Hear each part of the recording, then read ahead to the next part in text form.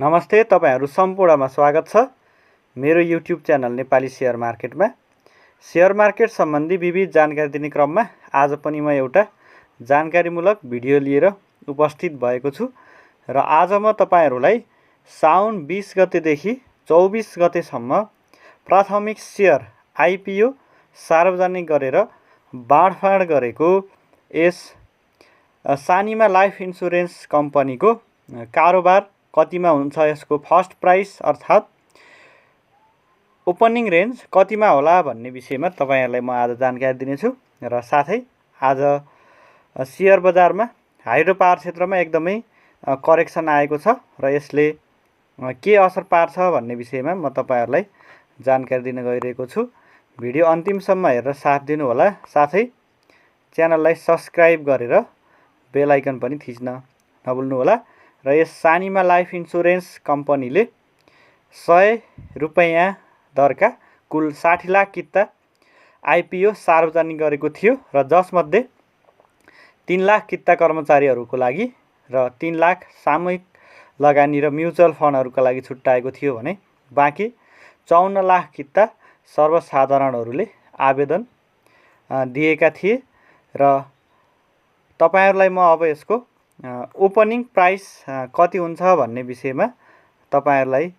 जानकारी दिने गइरहेको छु र यो सानिमा लाइफ इन्स्योरेन्स कम्पनी एउटा नयाँ जीवन बीमा क्षेत्रको कम्पनी हो र यसमा 24,29,127 जना आवेदकहरूले आवेदन दिएका थिए र अब लागौं यसको पहिलो कारोबार कति होला भनेर। र सानिमा लाइफको शेयर बाँडफाँड भइसकेको छ र पहिलो कारोबारका लागि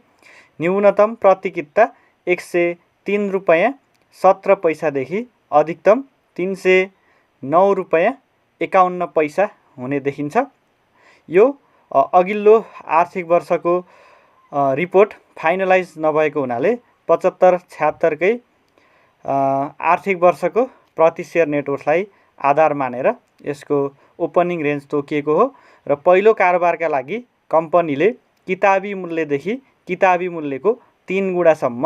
ओपनिङ रेन्ज तोक्न पाउने गर्दछन् र यस सानिमा लाइफ इन्स्योरेन्सको आर्थिक वर्ष 76-77 को अपरिष्कृत वित्तीय विवरण भएकाले आर्थिक वर्ष 75-76 को किताबी मूल्य 103 रुपैयाँ 17 पैसाको आधारमा रेन्ज तय भएको हो। यदि 76-77 को लेखा परीक्षण गरिएको यो रिपोर्ट हुन्थ्यो भने यसको ओपनिङ रेन्ज 109.67 देखि यसको 3 गुणा 329.01 हुने थियो, तर आर्थिक वर्ष 76-77 को व्यवस्थापनबाट प्रमाणित अपरिष्कृत यो वित्तीय विवरण हुने भएकाले यसको ओपनिङ रेन्ज यो हुन पाएन र यस कम्पनीको बिक्री प्रबन्धकमा रहेको छ प्रभु क्यापिटल लिमिटेड रहेको छ भने यस कम्पनीको संस्थापक शेयरको हिस्सा 60% रहेको छ भने साधारण शेयर जुन आइपिओ छ यो 30% ले हुन आउँछ र यहाँ मैले तपाईहरुलाई यसको विवरण पनि देखाइरहेको छु। यसको प्रति शेयर नेटवर्थ 103.17 रहेको छ 75-76 को भने यसको प्रति शेयर आम्दानी 3.91 छ जुन 75-76 को रिपोर्ट अनुसार हो र यसको फोर्थ क्वार्टर रिपोर्ट अनुसार भने फरक रहेको छ र यसको सञ्चित आय पनि यहाँ मैले देखाइरहेको छु। र अब लागौं यो कम्पनी कस्तो छ भन्ने विषयमा म तपाईहरुलाई जानकारी दिनेछु र यो सानिमा लाइफ इन्स्योरेन्स कम्पनी पछि नै खुलेको कम्पनी हो र यसअघि खुलेका प्रभु, ज्योति, रिलायन्स, युनियन लाइफ इन्स्योरेन्स कम्पनीले आइपिओ जारी गरेका छन्। प्रभु इन्स्योरेन्स कम्पनी लाइफको चाहिँ आएको छैन र अब लागौं कम्पनी कस्तो छ भनेर। यसलाई केयर रेटिङ नेपालले रेटिङ प्रदान गरेको छ र केयर रेटिङ नेपालले BBB- BBB- रेटिङ प्रदान गरेको छ र यस कम्पनीले पाएको रेटिङ भनेको औसतमा मध्यम कम्पनी हो भन्ने देखिन्छ। वित्तीय दायित्व वहन गर्ने क्षमता भनेको यसको मध्यम छ भन्ने देखिन्छ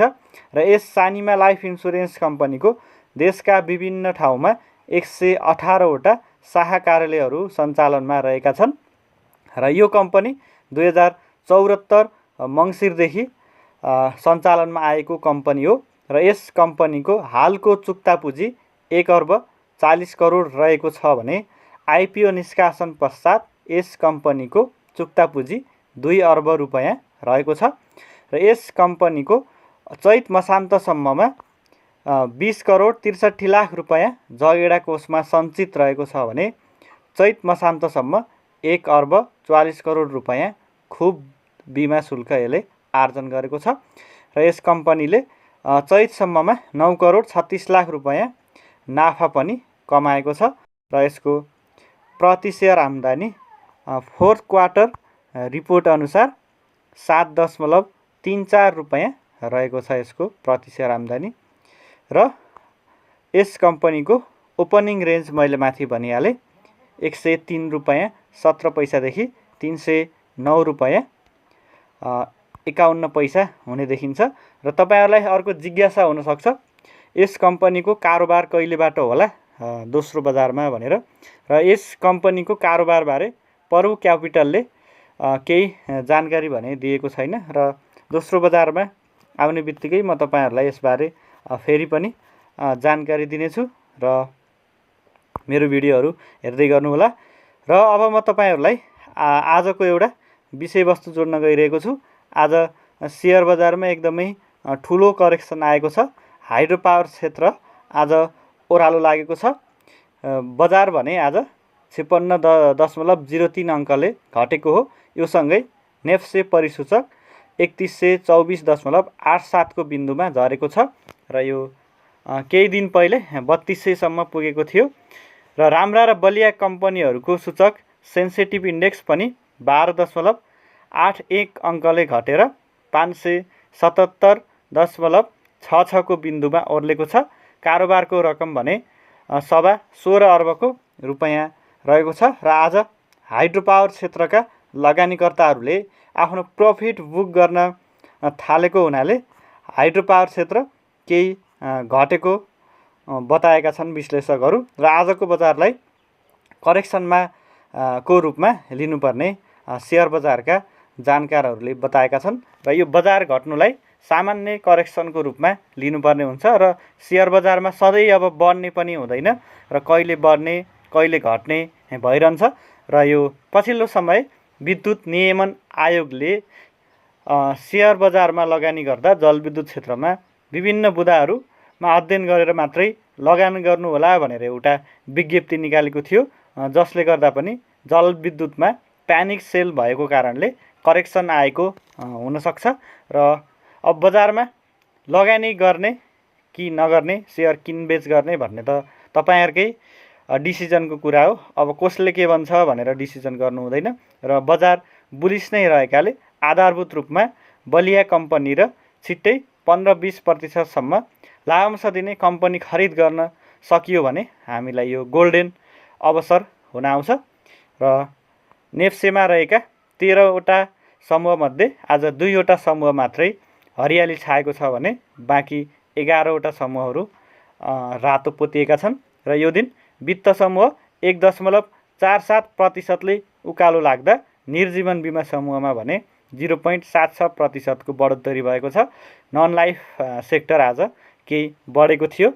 भने जलविद्युत समूह आज सर्वाधिक घटेको थियो 6.21% ले ओह्रालो लागेको थियो र लगानी समूह 4.43% ले घट्दा विकास बैंक समूहमा 3.98%, बैंकिङ समूहमा 0.95%, व्यापार समूहमा 1.62%, होटल तथा टुरिज्म समूहमा 0.47%, उत्पादन तथा प्रशोधन समूहमा 2.11% र अन्य समूहमा 1.44% तथा लघुवित्त समूहमा 0.53%, लाइफ इन्सुरेन्स सेक्टरमा 0.79% र म्युचुअल फन्ड समूहमा 0.05% को गिरावट आएको छ। साथीहरू यो त भयो आजको बजार के भइरहेको छ भन्ने जानकारी र आजको भिडियोमा म तपाईहरुलाई नेपालको आइपिओ जारी गरेको सानिमा लाइफ इन्सुरेन्स कम्पनीको ओपनिङ प्राइस कति होला र आजको बजार ट्रेन्ड सम्बन्धी जानकारी दिएँ। च्यानलमा रहेका अन्य भिडियोहरू पनि हेर्दै गर्नुहोला। च्यानललाई सब्स्क्राइब गर्न नभुल्नुहोला। धन्यवाद।